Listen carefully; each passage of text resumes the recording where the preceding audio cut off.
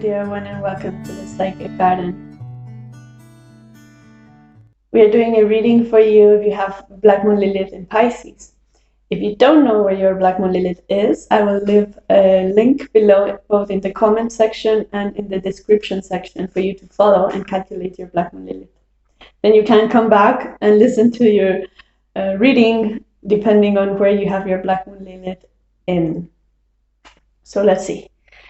I'll do an introduction now for this specific reading, which is Black Moon Lilith in Pisces, and then go to the reading itself. You can find timestamps for both below in the description section. Okay, so I'm happy to and excited. Today this is a very important reading. In some way it has been delayed, and this is the first thing I want to work with your energy. How are you working with your internal rhythm, external rhythm? Is there something about that? And it's very important that we don't force ourselves to align to the external rhythm, but to acknowledge ours first and make it whole, complete, present. And then that shapes the external rhythm. The external rhythm is shaped by the collective. So if we all take our inner rhythms very seriously, we can reshape the external one in that way. And this is the first message that your guides wanted you to know. It came just through for you.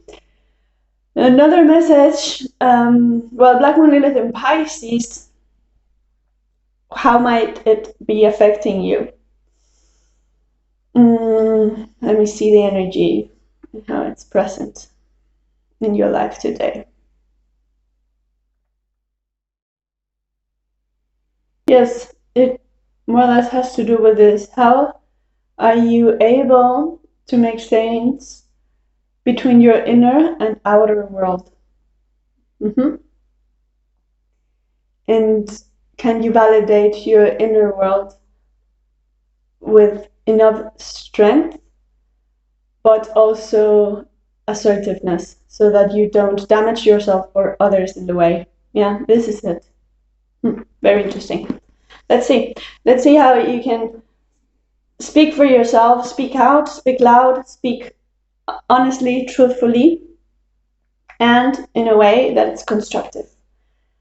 This is what this reading might be about. It might change on the way, because then guides intervene and send new messages or other stories. Let's see. I'm just curious and welcome you and your guides. Yeah, this is about time, fortune, how time is turning around you, and you're kind of looking in two directions precisely here. It's like here are these hummingbirds. There's one looking to the top, and then this one's looking this one's looking to the Wheel of Fortune. And the Wheel of Fortune here has a compass which is pointing not to the north, it's pointing in your own direction. This is very beautiful about this card. And it's one part of you is kind of looking curiously to the outer world and maybe noticing that it can reshape to point in your own direction. And the other one is looking like to the future, like what's coming next, excited. And one is curious at the present and how the present is reshaping the future. Okay. Loss. I understand. This is okay. This interrupted this message, but I'm going to say it anyway. This curiosity in you has been ignited by a type of loss. So it's very kind of, I want to understand why things are this way. Roots. Yeah, okay. It's not only because of this loss, but what has shaped you. You're questioning why you are the way you are. Why do you have to be so different? Why do you have to have this challenge? Why do you have to have, and it's kind of, why do I have to carry all this baggage from the past to my life and then experiment the losses it brings. Why is it still bringing losses to my life? How can I change the direction of that? Intuition. Yeah. I know it when it's literal. So I just asked, how can we change that intuition? And it's precisely, you see this card is channeling the intuition word precisely to the arrow of the wheel. How do you bring awaken more and more your intuition, validate it more and more, explore it? What does it mean to be intuitive? How does it feel to be intuitive? Experiment with it in different ways: dancing, laughing, being with people, not being with people, meditating. Experiment how your body feels in all the situations and how it feels when it's in danger for some reason. Like when you are stressed by something, how does it feel? Then you can notice the different types of messages your body is sending you in different types of situations. And then that allows you to be present for the messages when they are presenting themselves and recognizing what they mean.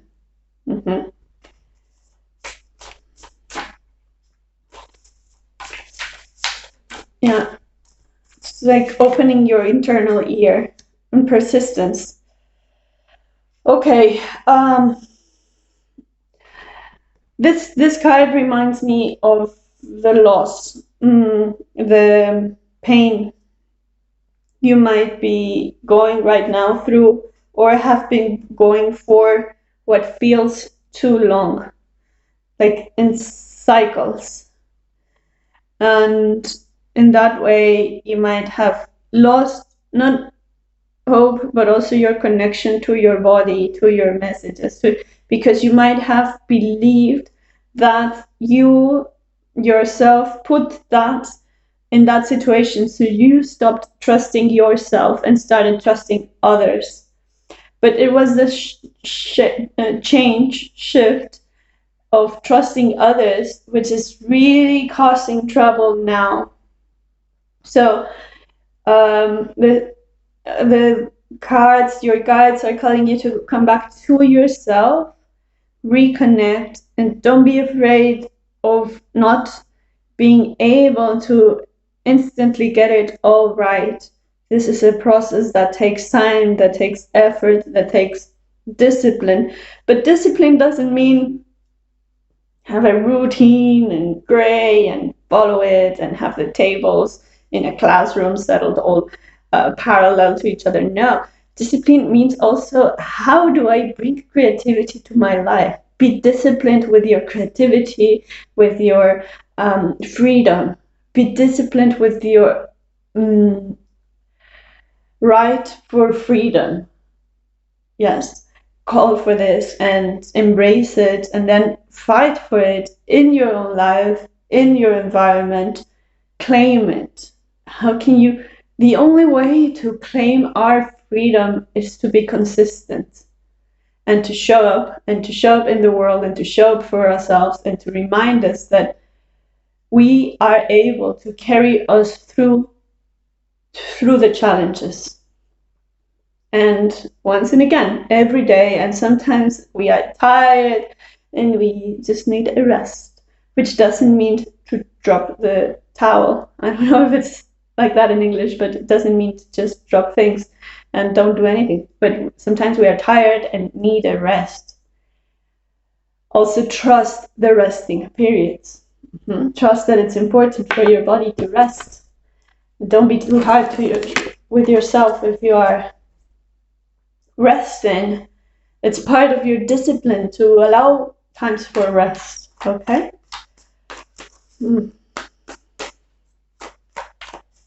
Yeah. Yeah. there's this loss of intuition that you might feel you had when you were a kid, or that you feel that you simply never had, and that you lost it like when you were born in this life. Like if your birth was some kind of, and I'm going to quote unquote, traumatic experience that made you lose your intuition. And I quoted unquoted the traumatic experience because birth is in itself some type of trauma. We go from the uterus, which is very comfortable and warm, and we have all we need, to the cold world in which we cry. So it's a trauma. I mean, it's how it is, and we all come with that. So it's not that your birth was traumatic, but it's the common experience. As every living being, every living creature experiences this abrupt change of circumstances, which creates some trauma, and then that allows us to shape our brain because we are alert, because we had this traumatic birth, and we kind of, okay, then what do I do? How do I start learning? And this curiosity is ignited. So this curiosity in you is actually a very fine, beautiful tool that is helping you find the clues, the messages, the guidance in the world, in your body, in your sensations, in your feelings, in your emotions, to make a more comfortable place for yourself. And how do you know what's comfortable for yourself? Just by intuition. It's not by what other people do. It's not by the media. It's not by how other people look. It's not by external things. It's by intuition, that you know what's best for you. And trial and error. And how does your complete being react to situations? How does your complete being feel in certain situations, relationships, jobs? Only you know. And it's not a rational knowing, it's an intuitive knowing. So integrate this. Okay. Common sense and rationality are, of course, two very important tools, but we kind of already have them. We have them so much that we forgot about the importance of intuition. Because this is what our culture developed most. It's not a granted, common sense is not a granted, but since it's developed in our culture highly, it is kind of the modern granted. Now we can tap more into your own sense, personal sense, subjective sense. This is also sacred. Emperor, yourself. Aries energy. 10 of Swords, the nervous system, the common sense, what's weighing you down, old ideas, old patterns. 3 of Cups, again, connection, sacred connection to the environment, sacred connection to others. What connections nurture you, make you feel alive? Forget about common sense. What makes you feel alive? What makes you feel you? What makes you feel validated? What makes you feel honored in a certain situation? Which are the jobs, works, experiences that you want to cultivate most, and which are those that you want to leave behind? Connect to your intuition. This is how you're going to bring happiness and wholeness to your path. 6 of Cups. Yes, it's very important to acknowledge your past. Your past is also part of the guiding principles for the present. And 4 of Pentacles, but how do you ground it in the present moment? How do you acknowledge that there are past experiences that were there for their learning purpose, but are not here anymore, both in the good way and in the lost kind of way. So there are bad experiences that are not here anymore, and I have to pause here because this is an important message. You might have gone through a very specific traumatic period in your life or traumatic experience. Sometimes we don't even want to look at those, or we try to shut them down. So it's important to look at them, but then to ground yourself in the present moment and say to yourself, they are not here anymore. I am here. I am free, and I'm the one carrying my future in my hands, my present in my hands. Your present is in your hands. This wheel of fortune is yours. This compass here, you establish the direction. Yes, there might be a lot of ideas weighing you down with the Ten of Swords, with the roots cards here, weighing you down. But how can you return to yourself, return to your fire, Aries energy, yourself, your inner callings? How can you also be supported by a community that acknowledges yourself as you are, truly, and simply live behind this Ten of Swords energy? Don't allow it to weigh you down. It might be there, it might guide a little curious one of this for certain answers, but once it takes its answers, it leaves them behind. It doesn't need the rest, the punishment or the shame or whatever else which makes you anxious. It just needs what allows you to grow. And everything that makes you anxious is meant to be left in the past with the Six of Cups here. And I was going to say there are also, of course, nice experiences in your past, people you might miss, countries, if you went through a very different period in your life and you're in another type of energy right now, you might miss things about this previous period of your life. And sometimes, yes, acknowledging they are not here is difficult. But how can you connect with the present moment to see what of them is here today? Like, where you put your feet today, how you plant yourself, is an expression of everything that nurtured you throughout your life. So acknowledge that these beautiful people that you can see in your path appear in the past, which are not here anymore, are kind of nurturing the soil in which you walk. Literally, it's like that. They become so present in your energy that they are part of the soil you walk in.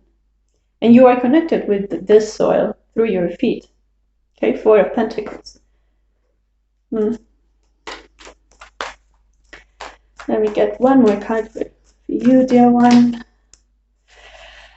Three of Swords. Yeah, the difficulties are, I wouldn't say that they are external difficulties present in that they will come to you. No. But the difficulties are not over, or it's not something that you can just dish away. Like, let's leave the difficulties behind, the Six of Cups in the past. You can't do it. If you do that, then there's a hole here, and you feel that hole. When you feel empty inside, it's because you are hiding something from your eyes, from yourself. So the first step, do not feel empty or lost inside is, or kind of not, it doesn't have to go all the way to empty, but just confused, without information, without a validation, seeking. This hummingbirds again, seeking. But then there's something that is meant to fill this spot already, and it's here. In your past, behind you are hiding it, but it's here. If you allow it to come out, it's here. And it's the Three of Swords. The Three of Swords has so much beauty and energy in it, and also so much challenges. It has both hopes, it has sorrows, it's very complete. It's beautiful. Like, it's sacred also. It's sacred. It's a spiritual acceptance of our the creative power of our minds. And in this spiritual acceptance, there is also the acceptance that as long as our minds are not healed completely, are not liberated, they will create sorrow, they will be in fear, they will not know a complete, they will not see the complete picture. They will step again and again into this energy. But they are also, our minds carry also the healing power, the vision, the clarity, the bravery to walk over its own creations and to create more soulfully, more aligned, to realign the inner and outer conditions for you to flourish as a spiritual being, not only as a human being, just to flourish internally and greater than any dictate of society, because it's an internal flourishing which brings you genuine stability and well-being to you as a being, not just to you as a material human, to society as a productive being, as a whatever capitalism imposes on us. You're a whole lot more than that, but a bunch more than that.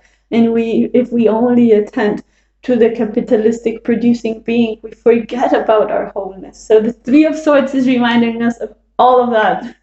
Okay, that's what I mean when the Three of Swords has so much information, and it's just sacred. It's sacred in its truth, in its honesty, in its possibilities, in its power.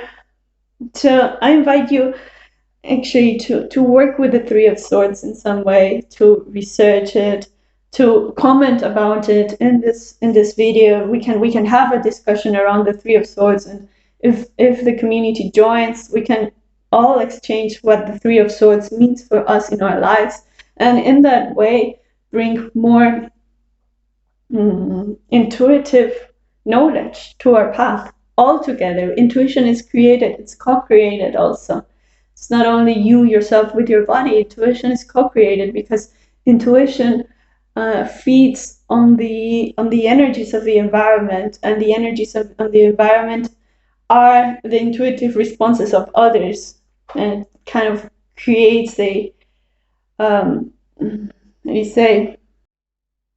simply a resonant system of question and response, question, response. Yeah. Okay. I feel you are asking for some type of clarification. Yeah, it's kind of, you're asking, how can I really acknowledge that I have enough boundaries to leave what's hurt me behind? Where do I put those boundaries? This is a very interesting question, and I'm going to answer it for you. Not me, but your dreamer.